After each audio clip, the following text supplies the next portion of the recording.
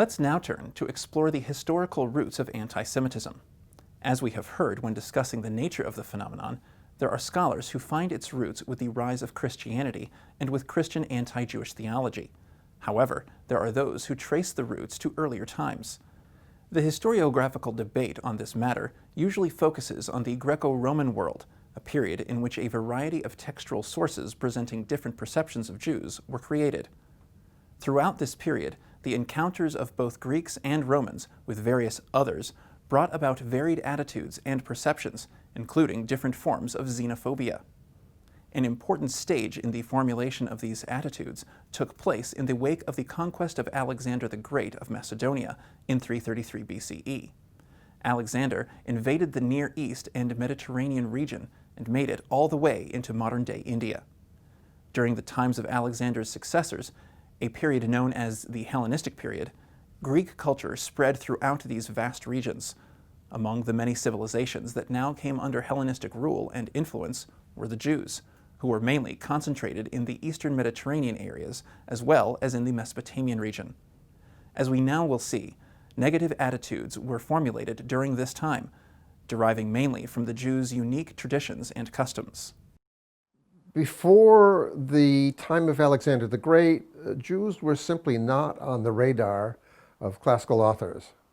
What happened under Alexander the Great, who basically extended the range of Greek culture from Greece all the way to India, was that the Greek world encountered a whole new series of civilizations that it had never really known before, and so began to write about these civilizations with a special interest in how they differed from their own. And so there began to be a whole new genre of ethnographic descriptions, and in that genre, it turns out that Greeks encountered Jews for the first time and began to write about them.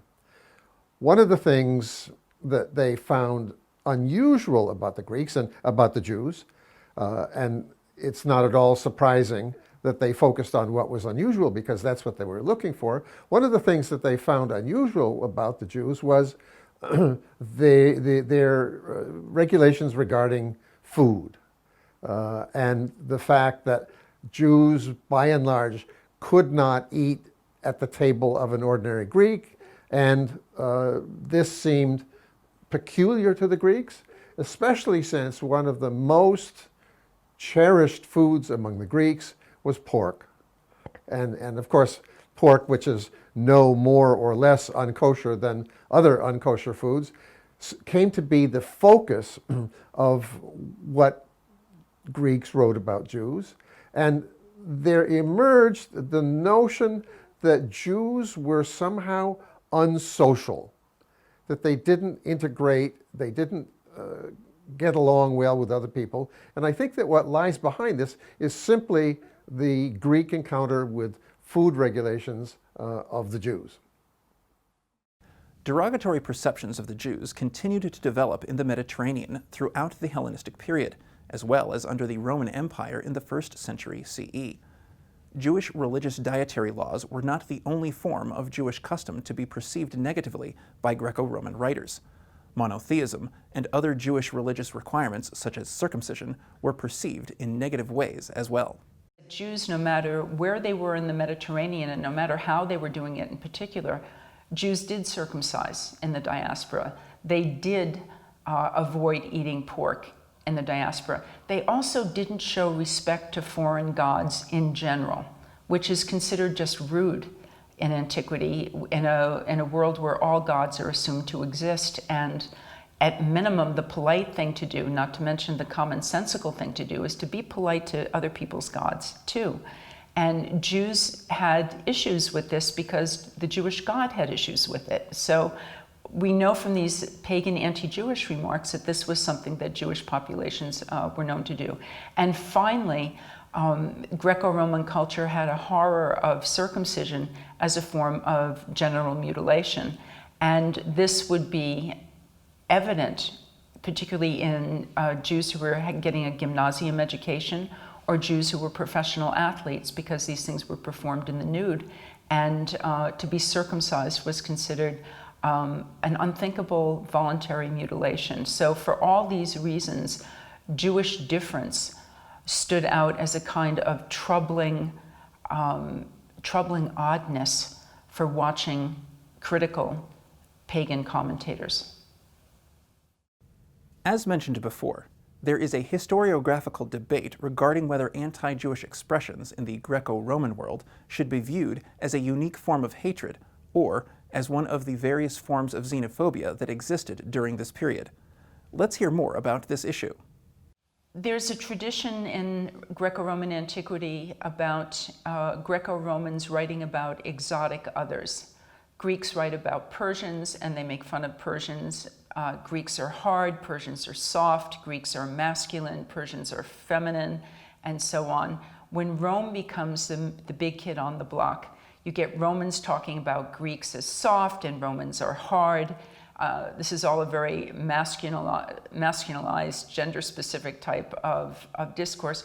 Egyptians are strange, they're picky about food. Jews are secretly lazy. Germans are physically strong but intellectually weak. And if you're going to be an ancient Greco-Roman ethnographer, it seems that one of the qualifications is not liking other ethnic groups very much, because all of these other ethnic groups are brought in for critical description by these ancient people.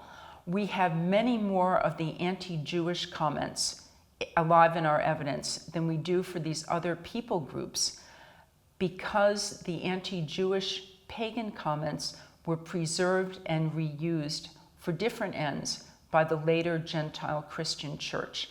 But in terms of equal opportunity dislike, anti-Jewish remarks by pagans does fit against this Greco-Roman wallpaper of grouchy ethnography.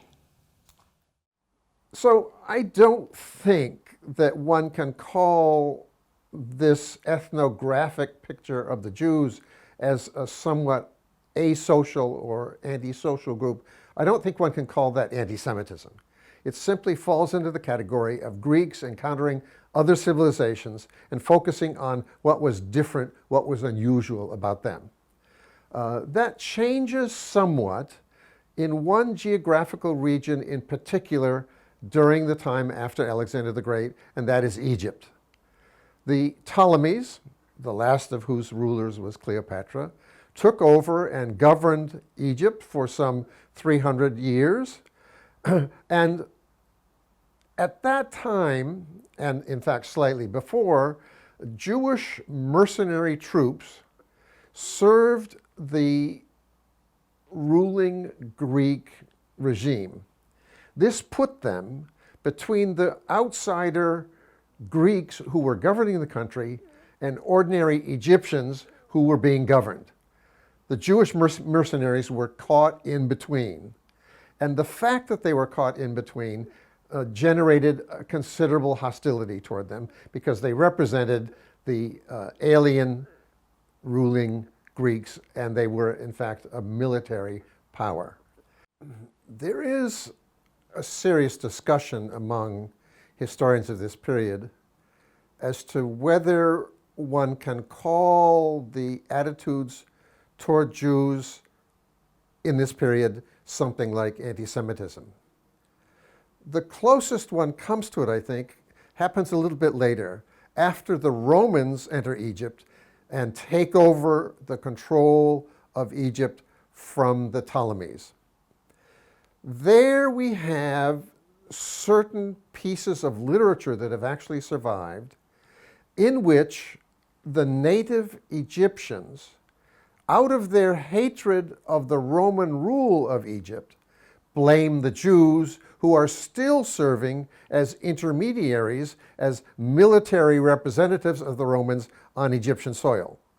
Not surprisingly, native Egyptians, not all native Egyptians to be sure, but some native Egyptians, perhaps of a nationalist streak, took out their hatred of the Jewish military presence in Egypt as a kind of anti-Semitic depiction of the Jews as opposed to all the gods, as a hateful people, as military rulers who destroyed the religion and the culture of the Egyptians. And I think the roots then of these negative attitudes are seriously political. If by anti-Semitism one means that one begins with the hatred of Jews and their religion, then I think there's some question about whether we can call the roots of this hatred anti-Semitism. It is intense. It is very negative with respect to the Jews, but I think that its fundamental roots and causes are political. So what's the difference between xenophobia and anti-Semitism? I would say that most people groups in antiquity were quite aware of differences between their own group and the behaviors of other groups, and obviously our group is always the one that's doing it the best and other groups are doing it wrongly and differently. But there's something in particular about the anti-Jewish statements that you don't get with the anti-Persian statements or the anti-German statements, which also exist in ancient ethnography. And that is that there's a kind of nervousness about Jewish behaviors because Jewish behaviors are so different in terms of circumcision, in terms of Sabbath observance, and in particular in terms of not showing respect to other gods. And that, I think, in particular lifts up anti-Jewish xenophobia to be a type of dislike that can be characterized not as anti-Semitism full stop, but certainly as ancient anti-Semitism.